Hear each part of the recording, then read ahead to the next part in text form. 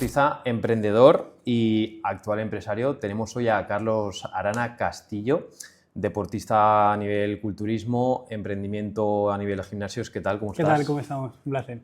Muy bien. Pues nada, tío, estoy muy contento de tenerte. Nos ha costado una gripe de por Sí, medio, una gripe por el medio. un par de COVID, pero bueno, ya estamos aquí, hemos sobrevivido. Y lo primero que quería era que te presentaras un poco, pues, cómo te presentarías si fueras a hacer una exposición, un seminario, cómo te presentarías al público, ¿vale? Pues a lo mejor partiendo desde la edad que tienes y cómo has llegado hasta el punto en el que estás. Vale, de acuerdo. Pues nada, mi nombre es Carlos Arana, me dedico actualmente principalmente a los negocios relacionados con el fitness.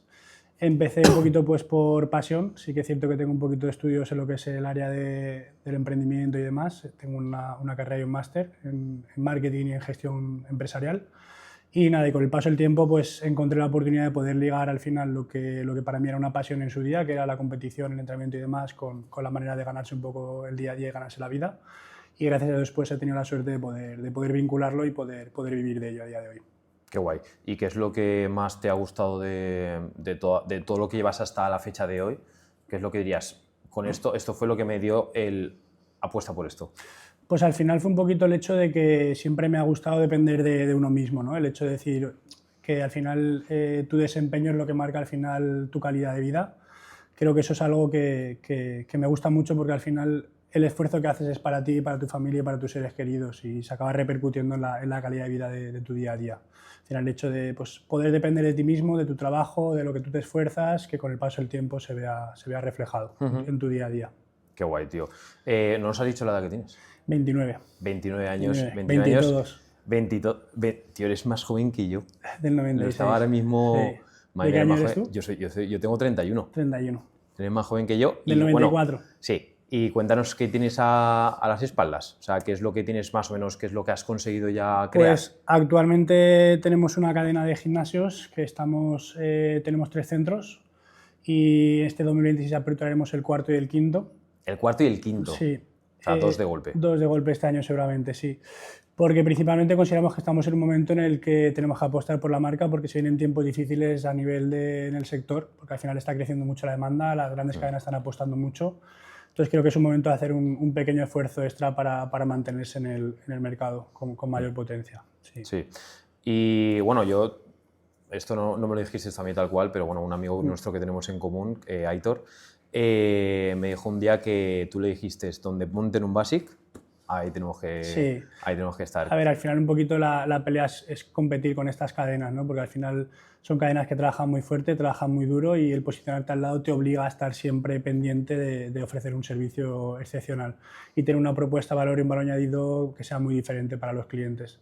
Si no consigues eso al lado de esta gente, pues tu ciclo de vida es más corto, entonces al final te obliga un poquito a esforzarte y tener esa capacidad de competir contra grandes cadenas. Claro, porque al final la diferencia que yo veo entre, evidentemente yo soy cliente y súper admirador de UMA, y este tipo de cadenas, vamos a llamarlas low cost, a voz de pronto apostamos por más calidad, un precio elevado, que para mí al final es significativo en el sentido de decir, pagas más, va a venir gente de más calidad, todo va a estar más aseado. Correcto. Todo esto, pero realmente a nivel comercial, ¿cuál es la diferencia que tú destacas? Yo creo que nuestra propuesta de valor se basa en la arquitectura del centro, es decir, la comodidad de los flujos, cuando tú estás entrenando, cómo está organizado lo que es el layout del centro y un poquito al final pues la diferenciación en cuanto a que no somos un gimnasio loco, no somos un gimnasio de clases, al final lo que buscamos es una especialización por la musculación e intentamos ser una de las primeras cadenas especializadas únicamente en musculación. Hasta hace 3-4 años en España prácticamente no habían cadenas de ese tipo. Ahora sí que ya pues entra mejor un poquito Fitness Park, entra ONER, pero creo que en un principio nosotros pues tuvimos un poquito junto a otras cadenas nacionales que existen también el hecho de ser pues una cadena especializada simplemente en musculación, sin clases, con una apertura horaria muy amplia. Nosotros abrimos prácticamente casi 24 horas en nuestros centros, el máximo que permite la ley.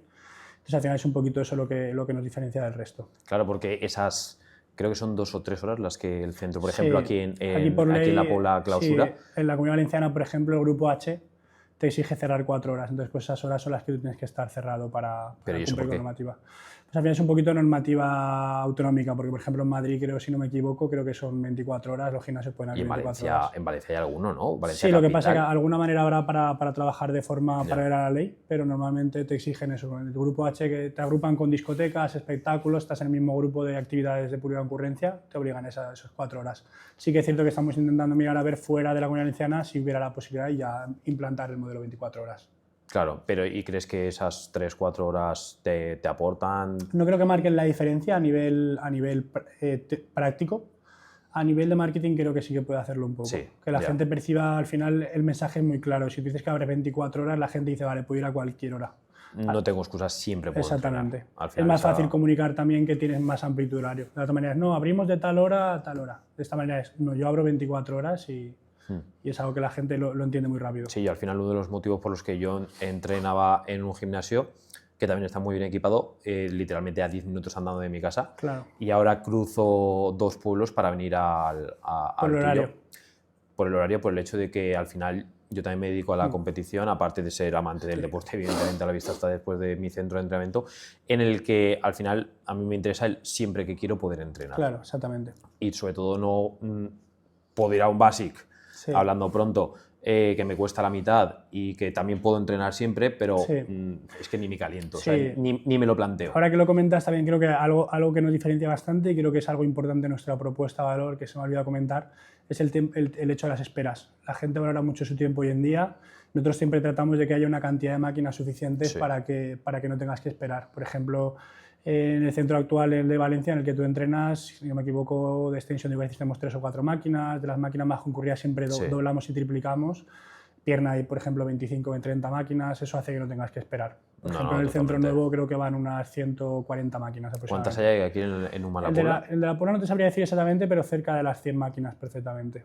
Ah, pues yo pensaba que había más, ¿eh? Puede ser. Aparenta. Hay que contarlas. No te estoy hablando de multipower racks, Ah, te vale. hablo de lo que son Vale, máquinas. máquinas Payload y pinload. Exacto, selectorizadas Sí, y de poco carga más. de discos. Ya, muy bien, muy bien.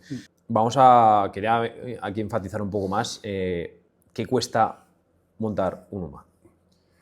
Aproximadamente, evidentemente, ¿vale? Es más de lo que la gente cree, porque sí que ha habido ocasiones en las que la gente nos ha propuesto colaboraciones y asociaciones y luego cuando salen los números reales la cosa se complica. Al final no es un tema solo de la maquinaria, hay un tema de acondicionamiento de los espacios que es muy importante, que al final hay unos requerimientos mínimos por ley que son obligatorios en cuanto a ignifugación, ventilación, pública concurrencia. Ahora has visto que acabamos de instalar aire acondicionado también y la extracción de aire, que también es algo caro. Si es algo que nos diferencia de las grandes cadenas tienen que invertir prácticamente 1,5 millones. 1,5 millones. Sí, nosotros estamos algo por debajo de ellos, bastante por debajo de ellos, pero aún así la Al cifra final, está... También tienes más margen a lo mejor de negociación, ¿no? Con diferentes marcas. Sí, a ver, la diferencia principal es que nosotros buscamos la eficiencia en cuanto a la Claro. rentabilidad por metro cuadrado. Nosotros, pese a que se vea por fuera que es una cadena de musculación, nosotros somos básicamente un modelo financiero. Es decir, yo llevo al final, gracias a mis estudios, el negocio es un modelo financiero en el que los costes de cada cosa están parametrizados por metro cuadrado, cada cosa tiene un coste determinado, entonces eso es lo que marca un poco la rentabilidad y que el break-even del negocio luego sea el que tiene que ser. Nosotros nos movemos en torno a los 750.000 aproximadamente por centro. Ya, ya. ¿Y cómo en función de todo esto tú calculas, lo primero de todo, todos los sumas tienen la misma cuota? No, hay alguno que es diferente. Vale. Hay alguno que es diferente. ¿Y cómo calculas la cuota por la localización, por el espacio Sí, al final del local? Analizamos un poco la elasticidad de la demanda. Es decir, según la zona, nosotros tenemos, gracias a un gran amigo, tenemos una muy buena herramienta en la que podemos ver un poquito por código postal digamos, la parametrización de esos datos a nivel de telco y a nivel de económicos. Entonces, un poquito esa herramienta nos va guiando y nos va diciendo lo que nosotros principalmente ya al final te imaginas, ¿verdad? Eso al final esa herramienta te facilita lo que es el resultado.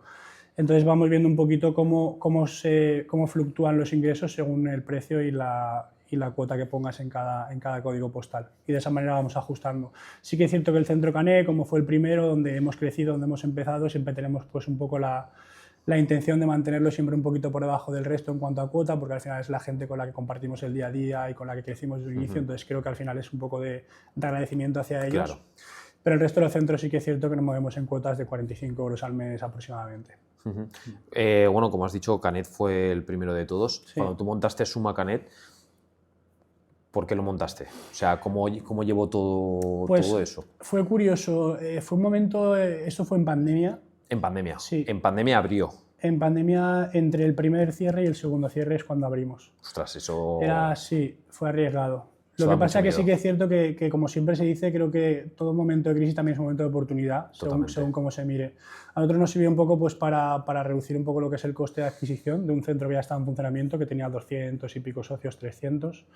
Era un centro, como os comentaba antes, que he visto también que tú tienes máquinas Gervasport, que son máquinas muy buenas a nivel de entrenamiento, que a mí me encantan, Sí. pero a nivel comercial no lo son tanto, para No son que tan nos gusta bonitas al entrenar. final. Exactamente.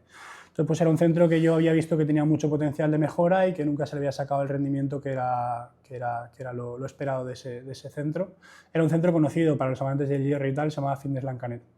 Y ahí un poquito pues pasamos lo que hicimos el mix entre un gimnasio comercial que abarcara un poquito más de público con un gimnasio de amantes al hierro. Entonces creo que conseguimos esa mezcla, que creo que fue lo que a la gente le acabó gustando. Y sobre todo el clima familiar, porque al final lo que tú has comentado al principio, ahora a lo mejor mantienes esa cuota porque estás a gusto con esa gente y quieres que sigan ahí.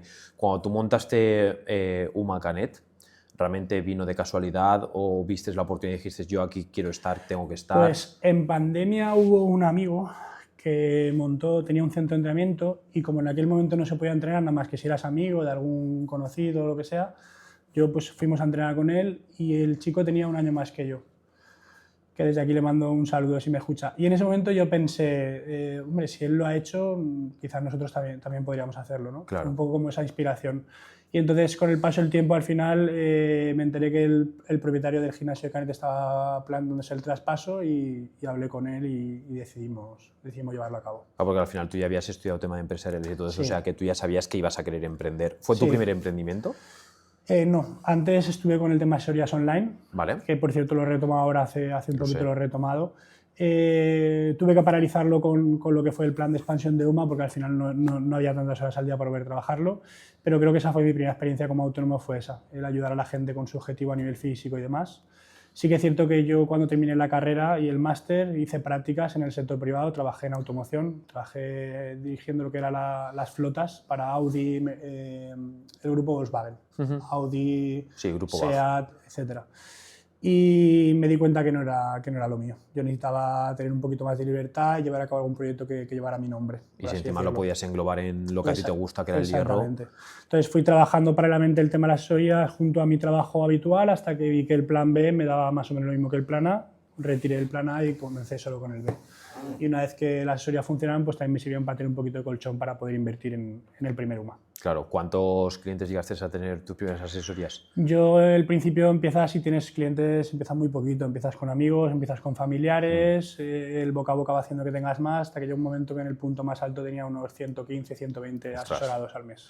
Sí. De diferentes partes de España, la mayoría todo trabajo online. Sí que es cierto que fue un momento que no había automatizaciones cero, ahora que pienso que es mucho más sencillo. Y eso me colapsó un poquito también. Al final, era todo el día con el teléfono, se hizo complicado. Pero que no fui inteligente en aquel momento de gestionar la situación y ahora es una oportunidad diferente para poder hacerlo de una manera más inteligente y disfrutarlo un poquito más, que al final es lo que me gusta. Es que al final las asesorías, al final todos nos dan ese pequeño extra, ¿no? Y sobre todo lo hacemos yo creo que porque nos gusta. Sí.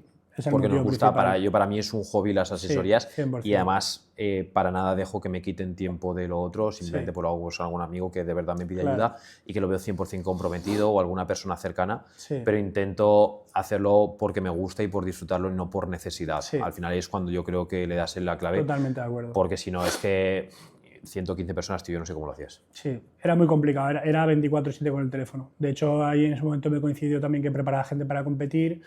Si ellos se levantaban a las 5 para comer, yo a las 5 tenía que estar despierto, me tenía que volver a acostar, era complicado. La verdad que me costó a nivel personal, me costó situaciones complicadas con la familia, pareja y demás.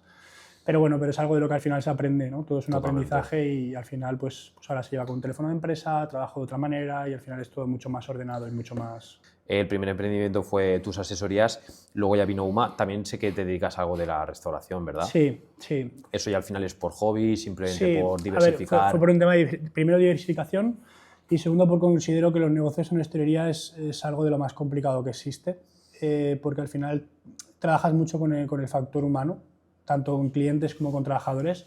Entonces creo que eso al final es lo más complicado de controlar y de gestionar. Entonces en mi cabeza al final esa diversificación fue un poco por decir, si soy capaz de controlar un grupo de restauración o lo que es un gran restaurante, creo que luego lo podré derivar con cosas muy positivas de aprendizaje hacia el resto de cosas. Al final la restauración ahora mismo va, igual que te comentaba el Findes, a un modelo totalmente financiero. El negocio de hostelería que no funciona igual que funciona un McDonald's a nivel de ratios, de KPIs, de un montón de cosas a nivel financiero, lo va a tener muy complicado para sobrevivir. Creo que viene un proceso complicado económicamente en el que va a haber la teoría de la selección. Sí. Es decir, el que trabaje bien y de manera financiera se va a mantener y el resto va a caer. Entonces, un poquito una manera de parametrizar un poquito esos conocimientos a nivel financiero y llevarlos luego también al sector del fitness. Ya, claro. Volviendo a UMA, que al final es por lo que estamos aquí, Sí. por cómo funciona. Cuando tú montaste el primer UMA, al final, bueno, has comentado que a ti te gustaba todo eso, se te dio la oportunidad. Al final yo creo que si somos gente humilde, gente de Sí. familias normales y corrientes, no gente que tiene dinero para aburrir, Sí. empezamos porque nos surge la oportunidad y estamos Sí. en el sitio idóneo a la hora idónea, ¿no? 100%. Y entonces, claro, a mí me surge la pregunta de cuando tú empezaste con el primer UMA, lo primero, ¿por qué se llama UMA? Que eso yo creo que es una curiosidad que todos tenemos. Y lo segundo, ¿qué expectativas tenías con este proyecto? Pues UMA nació con 3 socios. El primer socio es mi socio actual, que es Urra, de apellido. El segundo era otro socio que tuvimos en el inicio, que era Marco. Y la tercera letra es de mi apellido, Arana. Por eso se llama UMA. Con el paso del tiempo nos quedamos solo mi socio Iñaki y yo, Iñaki Urra y yo, y por eso al final el nombre se decidió mantener un poco porque al final pues ya estaba el nombre creado, claro. La marca estaba prácticamente creada y creo que era lo correcto en ese momento. Y expectativas, la verdad que yo siempre he soñado un poco, siempre he sido muy fantasioso y he soñado mucho un poco pues, con el tema de que la empresa fuera escalable, siempre he tratado de enfocar el negocio a que fuera lo más escalable posible, a empezar a trabajar ahora de la manera en la que el día de mañana tienes que trabajar en caso de que seas una cadena, entonces creo que un poco iba todo enfocado al crecimiento. Sí que es cierto que a nivel realista tú pensabas, oye, pues si me da a mí para sacarme yo en aquel momento tenía 23, 24 años, si me da para sacarme una nómina buena, pues sí poder vivir bien y que mi familia también viva de ello, pues era el objetivo inicial. Sí que es cierto que en vistas a que el día de mañana pudiera crecer, pero no era algo que en el momento considerara que fuera tan inminente como ha sido. Claro, y ahí solo al principio con decir sé cuánto tengo que pagar y cuánto me puedo quedar ya bastante. Exactamente. Con 23 años tuviste el primer... Sí, 23, se creó el años, primer UMA. Sí. Joder, la verdad es que es súper inspirador y esto me hace preguntarte... ¿A nivel familiar tenías experiencias de emprendimiento o tú fuiste el primero de tu familia? No al 100%, es decir, mi padre sí que trabajaba en una empresa que al final la gestionaban entre 3 o 4 socios, lo que pasa que es una empresa que era, digamos, concursal, salía a concurso y cogías la plaza y digamos que hacías una explotación de una concesión del Estado, pero no era una empresa al uso como es a lo mejor esto, ¿no? Que tienes unas limitaciones, que al final es diferente. Independientemente de eso, en casa nunca ha sido, mi casa nunca ha sido una casa en la que se hablara de negocios, que se hablara de dinero, se han primado siempre mucho más otros valores a nivel familiares, de los que estoy mucho más agradecidos. Mis padres me han dado una educación excepcional a nivel personal y considero que es algo de lo que tengo que estar agradecido a ellos, pero no ha sido una educación a nivel financiero que me ha ayudado al día de mañana a emprender. Creo que ha sido un poco más que sí que me han dado la oportunidad de estudiar en sitios muy buenos, donde poder aprender sobre negocio y creo que al final agradecerles el haber podido estudiar en universidades y en colegios donde he aprendido a gestionar las empresas. Claro, porque al final muchas veces surge el emprendedor porque sigue la estirpe de su familia. Sí, de hecho en la universidad la mayoría de compañeros eran hijos de tal empresa, de otra empresa. Sí, al final sí es verdad que esa gente mola mucho escucharlos, igual que a mí me encanta escuchar a la gente como tú que aportáis muchísimo, sobre todo al final aportáis vuestra experiencia. Sí. Pero cuando nada de tu círculo familiar o amigos se dedica a ello y tú empiezas, yo creo que es de tener mucha valentía, porque al final partes con cero experiencia más que la de los estudios, que sabemos hoy en día que los estudios sí, bueno, te pueden dar unas lecciones, pero no sabes realmente cómo es. Realmente es una pizca de valentía y también un poco de inconsciencia, de lanzarte y una vez que estás en el barro, ¿sabes? Ahí tienes que salir. no te queda otra. Hay veces que te metes la cabeza ahí y dices, no, Sí. luego a los 2 días dices, no sé por qué me he metido, Sí. pero ahora ya no nos queda otra Ahora que ya no queda sacarlo. otra que tirar para Exacto. adelante, sí. ¿Ha habido algún momento en el que hayas pasado miedo con Uma? Siempre. Hoy mismo, mañana. Eso es algo que yo lo comparo con como cuando no he sido padre todavía, pero lo comparo un poco con al final cuando hablo con mis padres con cuando eres padre, ¿no? Es como que dicen que ya la preocupación siempre la vas a tener. Pienso que con esto es lo mismo. Es decir, creo que hay un 99% de probabilidades de que tu negocio siga funcionando y de que la cuarta y la quinta apertura funcionen bien, y aún así todas las noches te acuestas con miedo y preocupación de decir, y sí, y sí, y sí. Vale, O sea, creo que es algo me que tranquiliza. Creo que es no algo soy el único. que por desgracia se va a vivir siempre. Sí que creo que es algo que creo que la gente que hemos emprendido, creo que es algo en lo que tenemos que trabajar, en poder sacar tu cabeza del negocio cuando estás en casa, cuando estás fuera de casa. Creo que es algo sano que tenemos que aprender a hacer, pero sí que es cierto que una vez que emprendes, tu cabeza está las 24 horas del día, incluso cuando duermes, pensando en tu negocio. Es inevitable. Yo no me puedo comparar contigo ni muchísimo menos, pero es lo mismo. Yo no puedo. Independientemente de la escala a la que estés, realmente las preocupaciones que yo tenía cuando Uma empezó probablemente eran mayores de las que tengo ahora, pero las vas a seguir teniendo siempre. Ya. O sea, que cuanto menor es la escala, realmente más preocupaciones tienes porque menos experiencia tienes. Claro. Entonces en ese momento todo te preocupa un poco más. Sí que es cierto lo que tú dices, que lo que antes me preocupaba ahora no me preocupa. Lo malo es que ahora me preocupan cosas más importantes. Exacto, y al final también quiero poder expandirme, no a tu escala al final, pero quiero poder expandirme. Y dices, ostras, voy a ser capaz de poder gestionar 2 centros, que mi equipo sea totalmente competente, que todo funcione bien. Las preocupaciones cambian. Las preocupaciones cambian. Yo lo comparo un poco como cuando eres pequeño y en el colegio te preocupa que te pongan nota en la agenda, y sin embargo estás en la universidad y dices, bueno, pues ya llegarán, ya he probado. Me río de entonces. Pero las preocupaciones cambian, pero siempre vas a tener alguna. Sí, sobre tu negocio, siempre. Y sobre todo cuando encima te gusta. Sí. Yo creo que te vuelves una adicción buena, entre comillas, siempre tiene su lado negativo. Es que si no estuviera esa adicción probablemente no funcionaría. Totalmente. Yo soy de las personas que piensa que si algo te gusta y no estás obsesionado con ello, no va a funcionar.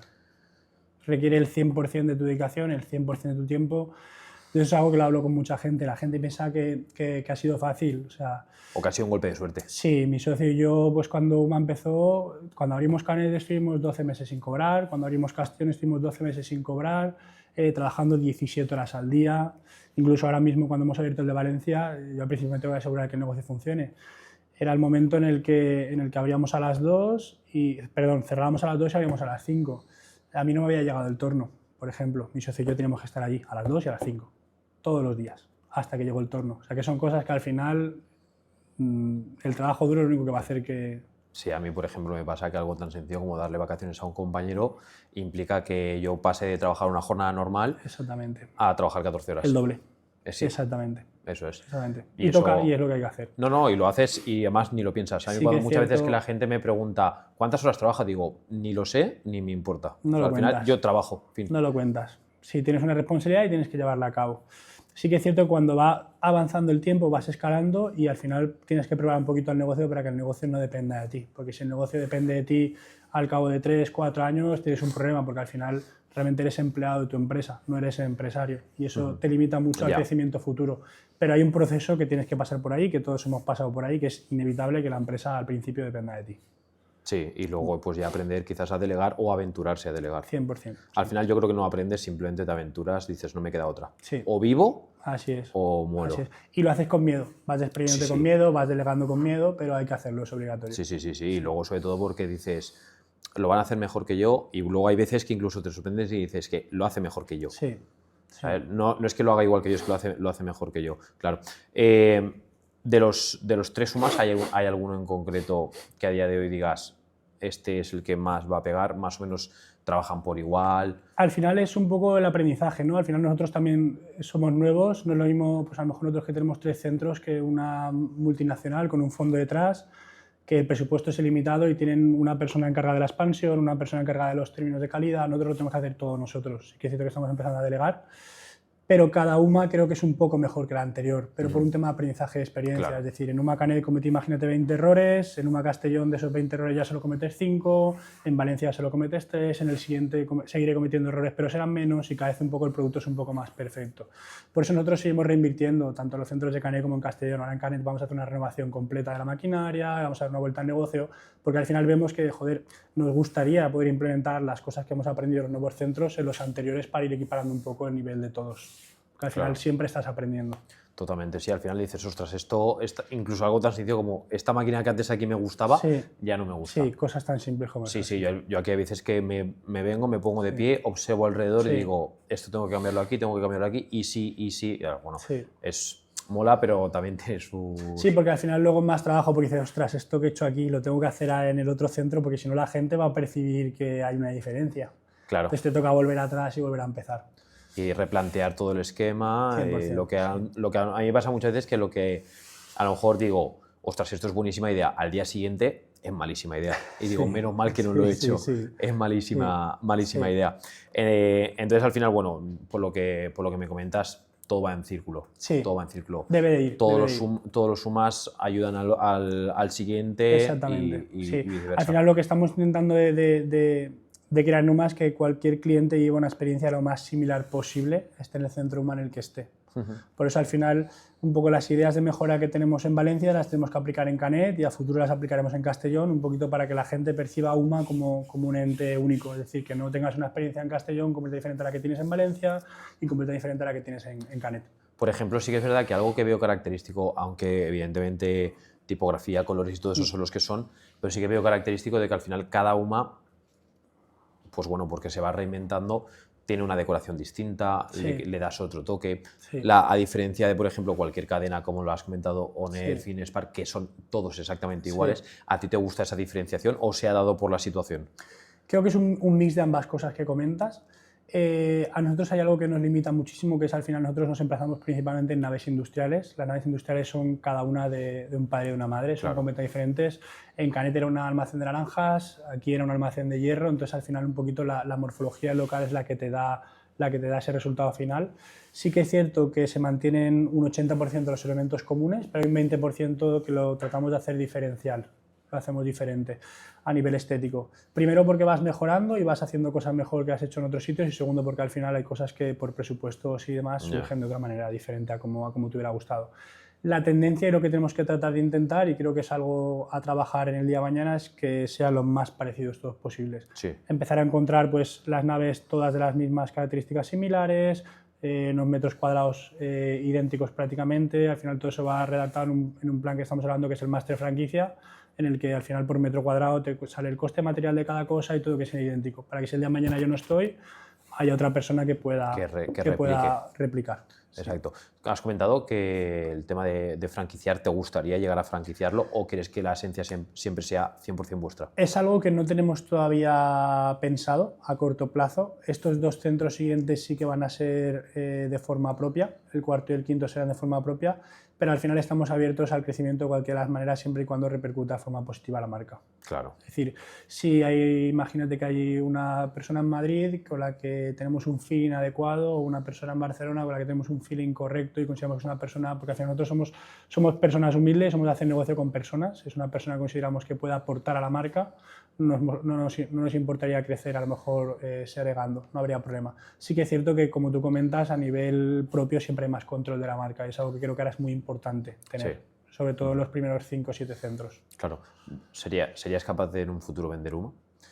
Es algo que he planteado el día de mañana. Yo siempre he planteado mi vida al revés de lo que creo que la gente la suele plantear. Yo empecé a trabajar muy duro en esto desde muy joven, con el tema de asesorías empecé con 18 años y siempre he tenido el foco en poder jubilarme pronto, porque he visto toda mi vida a mi padre trabajar muy duro y jubilarse muy tarde y poder disfrutar poco de la vida, porque al final, por mucho dinero que tengas, si no tienes el tiempo para poder disfrutarlo, no es algo que sea válido. Entonces sí que me he planteado el día de mañana poder tratar de jubilarme pronto y tener tiempo suficiente para mi familia, para mis hijos, el día de mañana y poder disfrutarlo de esa manera.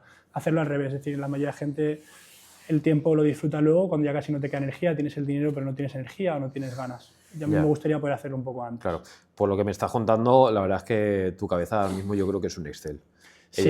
Está todo Sí, contabilizado, exactamente. tienes todo planeado, es una estrategia pura y Sí. dura. Entonces estoy seguro de que más o menos tendrás en mente con qué edad te gustaría jubilarte. Sí, siempre lo he pensado. Lo que pasa es que al final siempre se va prorrogando. Lo malo es que como nos gusta esto, siempre Sí, sale una cuando te oportunidad va la nueva. marcha, sí. A ver, al final sí que yo en principio me había planteado los 35 o 40 años en esa franja, o lo hubiera visto ideal. Sí que es cierto que ahora lo pienso y digo, uff, debería ir más rápido de lo que estoy yendo para llegar a esa edad. Entonces a lo mejor tengo que posponerlo a los 42, 45. Pero bueno, sí que es cierto que a los 45 me gustaría tener una vida con inversiones mucho más pasivas que activas. Ya. O por lo menos que requieran menos de mi implicación. Claro, al final la palabra jubilación parece que ya te vayas a tirar al sofá Sí, y pero no. a ver pasar la vida, pero no se trata de eso, sino decirte una estabilidad financiera Exactamente. totalmente soportable, que me permita hacer lo que quiera cuando quiera. Exactamente. Y luego, pero bueno, al final eres una persona que le gusta trabajar y Sí, que me va a encanta, estar, sí. y que va a estar Creo siguiendo. que se me haría complicado no trabajar, pero sí que es cierto que a lo mejor pasar a un segundo plano en el que tú estás pendiente de tus inversiones, pero que son inversiones en las que no tienes una implicación activa, sino que son gestionadas por otras personas, creo que podría ser un buen fin. Tengo que ver si soy capaz de hacerlo, porque sí que es verdad que soy una persona muy activa, que me gusta mucho trabajar y hacer cosas en el Ya, día. es que siempre en nuestra cabeza yo creo que Sí. siempre está el ¿y si monto? ¿Y si...? Sí. Yo creo que el día de mañana me primará mi familia, creo, que Claro. será algo que me primará, porque al final es algo que no puedo comparar ahora. Si no tengo familia no puedo hacer la comparación, pero creo que el día de mañana creo que sí, que eso será lo que marque la diferencia. Yo, por ejemplo, para mí, soy un poco más mayor que tú, pero en mi cabeza ahora mismo lo único que está es trabaja todo lo duro que quieras, que no quieras trabajar mañana. Exactamente, así ¿Sabes? es. Lo enfoco igual que Entonces, tú. pienso que decir, si ahora tengo 2 horas libres, no van a Sí. ser para estar tumbado, sino van a ser para Exactamente. trabajar, y esas 2 horas ya me las he quitado Sí, del 100%. futuro. Lo mismo cuando tenga, a lo mejor, decida tener esa familia o lo que sea. 100%. Al final, pues mi idea también me gustaría pues que a mi entorno familiar no les faltara de nada. Sí. Con Sí, cabeza, evidentemente, incluso que hasta mi pareja pudiera dedicarse a ayudarme con mi mismo sector y todo eso, Sí. yo creo que es muy satisfactorio para una Sí, persona 100%. que desde sus propios pies, decir, tengo el control de poder ayudaros a todos. Es un poquito la libertad de poder elegir en cada momento lo que quieres y lo que te apetece. ¿Te gustaría seguir viviendo aquí? Sí, yo creo que sí. Sí que, por ejemplo, mi hermana vive fuera y en Miami y yo ya la veo muy feliz allí, pero sí que es cierto que yo en España que se está de maravilla. Ya. Es que aquí se vive muy bien. Ya. Sí que es cierto que me preocupa un poco el futuro a nivel político, tema impositivo y demás, es algo que creo que tenemos que mejorar actualmente, pero como vivo en España y rodeado de mi gente y de mi familia, creo que es complicado que... Sí, porque yo que creo que cambie. ahora la moda de salir de España, como acabo de decir, yo creo que es una Sí. moda. Sí. Y está claro que a nivel financiero es difícil. Sí. Pero es que, claro, al final decir, me voy y dejo a toda mi familia, a todos mis amigos. Yo lo entiendo, ¿eh? Yo entiendo que haya gente que haya trabajado muy duro para conseguir lo que tiene y que cuando llega a los trimestrales y llega el impuesto de sociedades y tal, digan, esto es insostenible, me están quitando la mitad de mi tiempo, la mitad de mi trabajo. Yo lo entiendo. O sea, no es algo que yo ahora mismo esté en ese momento porque mis negocios al final son físicos, no tengo esa facilidad para irme fuera. Pero a lo mejor si hubiera estado solo con eso ya es algo que me hubiera planteado. Yo creo que nos lo planteamos todos cuando te llega el trimestre. Sí. Cuando te llega el trimestre dices, ostras, ¿cuánto me hubiera costado, cuánto me hubiera ahorrado estando en otro lado? Sí. Pero también pues al final primas tu calidad de vida. Sí. Para mí, a día de hoy, España es el mejor país del mundo gestionado como el peor del mundo. Exactamente, estoy completamente de acuerdo. De hecho, cuando viajo fuera me da mucha lástima ver otros países, como tienen al final el sistema fiscal y diferente a como está en España, y ves que la gente vive bien, que tiene sus cosas igual que las tenemos aquí, y no es un país que requiera todos los requisitos que tiene España a nivel de cultura, gastronomía, clima, paisajes. Al final, España es como si fuera un continente, lo tienes todo. Tienes el frío, tienes el calor, tienes diferentes tipos de comida, en España creo que lo tenemos todo. Y luego, sobre todo nosotros que somos de la Comunidad Valenciana, que ya apaga y vámonos. Sí, bueno, yo soy gallego. Ah, ¿tú eres gallego? Sí, realmente soy llama valenciano y gallego. Yo me vine aquí a los 3 años, pero yo nací en Ourense, en Galicia. Bueno, pues que... O sea, al final la comparativa de que al final ves lo que tienes en un sitio y ves lo que tienes en el otro, y en España puedes tenerlo todo. Sí, sin salir de la península. Para mí son las dos mejores gastronomías. Sí. Si nos ponemos hablando claro, son las dos mejores gastronomías. Vamos a salir un poquito del tema empresarial y quiero que me cuentes tu experiencia a nivel deportivo. Vale. Al final, pues bueno, yo sé que tú también te dedicas al tema del culturismo, tú has competido en varias ocasiones Sí. y pues cómo se dio la situación. al final toda tu vida empresarial ha sido también Sí, un poco está un poco ligada. unificada. ¿Qué me cuentas de eso? La etapa competitiva yo la disfruté mucho, es algo que me gustó mucho y fue una temporada muy bonita que me permitió además viajar y conocer muchos países y es algo que disfruté mucho. Pero llegó un momento determinado en el que yo tuve que hacer balanza entre lo que buscaba, cuál era mi objetivo al final y al final ordenar tus prioridades y por desgracia pues la competición se quedaba un poco más atrás. Pero fueron unos años muy bonitos que me enseñaron mucho a nivel de, sobre todo, de disciplina. Al final es algo que a día de hoy lo aplico en mis relaciones personales y en mis negocios y me sirve para tener una disciplina que es al final lo que hace que las cosas funcionen. Y eso lo he aprendido gracias al culturismo. El culturismo me enseñó a pensar en un proyecto a largo plazo en vez de lo que te apetece en el momento y eso es aplicable a cualquier cosa, a tu relación de pareja, a tu trabajo, a tu familia, a completamente todo. Sí, al final el culturismo te enseña que no hay nada visceral. Exactamente. Es trabajo, constancia y planes y enfocado a largo plazo. Exacto. Entonces, al final es algo que está muy relacionado con los negocios y con cómo tienen que ser las relaciones. Es decir, hay cosas que te apetecen hacer en el momento y para el negocio no son buenas y tienes que aguantar. Y tienes que hacer lo que toca, en el momento que toca, a la hora que toca, independientemente de dónde estés, con quién estés, la hora que sea o lo que a ti te apetezca. Entonces, un poco me ha enseñado esa disciplina y esa manera de ver las cosas. ¿Cuántas veces llegaste a subir a una tarima? Pues no lo recuerdo exactamente, no tengo el número grabado, pero empecé en el año 2017 y acabé en el 2021, fueron 4 años y competí todos los años en primera y segunda temporada, excepto el último, que en 2021 que ya me noté algo cansado. Al final la competición es algo que a mí me gustó mucho y lo disfruté mucho, pero te da muchos altibajos emocionales también. Es decir, yo personalmente, y considero que a ti te pasa lo mismo, que somos personas exigentes, solo estás contento prácticamente el día que ganas. Y a mí me pasa que para mí nunca es suficiente. Para mí nunca he ganado. Sí. Aunque me dieran la medalla de oro, para mí nunca he ganado. Sí. ¿Sabes? Porque siempre ves algún matiz que dices, esto lo podía haber hecho mejor. No estoy orgulloso, la verdad, al 100%. No, eso hay que... Al 100%, porque hay cosas que me benefician, ¿no? Es decir, la exigencia, como tú bien has dicho, lo que pasa es que luego te genera un estrés añadido de lo que no me alegro. Luego considero que al final es un deporte que a mí me ha encantado y lo he disfrutado enormemente y creo que al final es un deporte que te inculca unos valores, como te he dicho, increíbles, pero sí que es cierto que es eso y poco más. Y cuando estás compitiendo, el negocio prácticamente nada, la familia prácticamente nada, la pareja prácticamente nada, entonces llega un momento en el que yo pensé es que no me está compensando. Totalmente. Sí.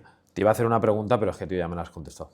Te iba a hacer la pregunta de cómo has conseguido extrapolar el culturismo, en este caso, las competiciones, te lo puedo resumir. al negocio. Sí, pero básicamente lo primero la disciplina, en el enfoque a largo plazo y en tercer lugar te diría la constancia. Creo que esas son las 3 cosas de las que estoy súper agradecido de haber hecho esta disciplina porque independientemente que solo he competido 4 años, preparando para la competición he estado prácticamente 7 o 8 años. Yo empecé a entrenar con 12 años y ahora son 29, yo ya 17 años entrenando y siempre he sido muy metódico. Aunque no esté compitiendo, me cuido mucho la alimentación, no fallo a entrenar. Ahora, por ejemplo, está con gripe y tengo que entrenar porque lo necesito. Y al final eso hace que tú tengas una constancia y unos hábitos que son extrapolables a todo en tu vida. Pareja, amigos, negocio, todo. Incluso los estudios en su día. Sí, totalmente. Al final es que para mí el entrenamiento, ya fuera de culturismo a nivel competición, porque está el culturismo de la gente que de verdad nos gusta entrenar y luego está el culturismo de competición. Exactamente. Es un hábito de vida. 100%. O sea, es un hábito de vida. Yo tengo muy claro que el día que no hago una dieta estricta, yo voy a ir al Mercadona y voy a decir, ¿qué compro? O sea, ¿qué me compro? ¿Cuánto me pongo? No lo sé. O sea, yo necesito tener una báscula debajo y decir, tengo contabilizado cuánto, por lo menos en tu mente.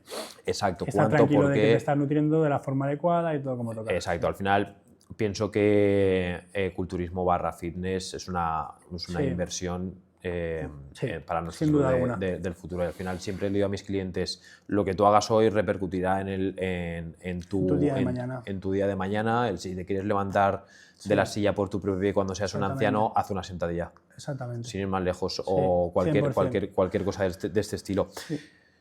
Y para finalizar, a no ser que tú a lo mejor me dijeras, me gustaría comentar alguna cosita en especial, algo que te ocurriera destacar, te voy a hacer para mí una de las preguntas más sinceras y honestas que puedes hacer a todas las personas que nos estén viendo, tus amigos que seguro que te apoyarán con este podcast. que bueno, te la he comentado un poquito antes, ¿vale? Nos hemos adelantado para que yo Blanco. creo que tú la has estado ya rumiando un poquito, ¿vale? Y la pregunta te la vuelvo a hacer es si un amigo, amiga o familiar se fuera de aquí, se fuera del país, fuera a hacer una experiencia diferente bajo toda tu experiencia de la vida, ¿qué le recomendarías? Y evidentemente esta persona te dijera, Carlos, dame un consejo, ¿qué le dirías? Pues lo he estado pensando cuando ¿Sí? me lo has comentado, porque la verdad que es una pregunta que no es fácil. Creo que necesita reflexión. Sí. Te diría que mi consejo principal sería que tiene una oportunidad para empezar de cero. En un sitio en el que no te conocen, en el que nadie sabe cómo eres, en el que puedes corregir todos los errores que hayas cometido o que creas que has cometido en el pasado en tus relaciones personales. Porque al final yo soy una persona que piensa que si haces el bien, te viene el bien, y tienes que tratar de siempre aportar cosas positivas a la gente que te rodea. Entonces, creo que es una oportunidad en la que llegas a un sitio nuevo, de cero, para empezar a hacer el bien y con una mentalidad completamente diferente a la que hayas podido tener en otro momento, en el que las prisas, las experiencias pasadas te hayan hecho alguna mala jugada.